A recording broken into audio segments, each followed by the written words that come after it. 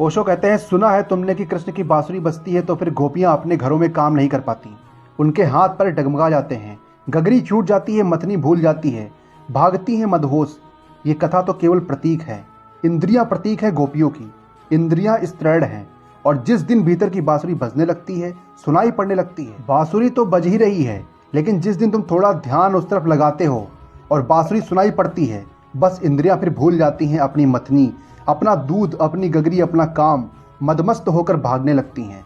वह अंतिम दशा है जहां भीतर के कृष्ण की बांसुरी बज रही है और सारी इंद्रियां उनके आसपास नाचने लगी, परिधि नाचने लगी केंद्र के पास। इसको हमने रास कहा है, जो कृष्ण नाच रहे हैं और गोपियां चारों तरफ नाच रही हैं। लेकिन तुम्हारी हालत उल्टी है, गोपियां भाग रही हैं, तुम उनके पीछे भाग रहे हो। यहाँ पे गोपियों की तुलना ओशो ने इंद्रियों से की है, यानी इंद्रियां भाग रही हैं, तुम उनके पीछे भाग रहे हो। इसका मतलब है तुम इंद्रियों के गुलाम हो, इंद्रियां तुम्हारे बस में नहीं है, जैसे इंद्रियां चाहती हैं वैसे तुमको चलाती हैं। लेकिन ओशो कहते हैं बांसुरी तो बज ही रही है, लेकिन जिस दिन तुम थोड़ा सा ध्यान उसकी तरफ लगाते हो और बांसुरी सुनाई पड़ती है, बस इंद्रियां फिर सब भूल जाती हैं। बांसुरी मतलब अपने भीतर की आवाज़ सुनो।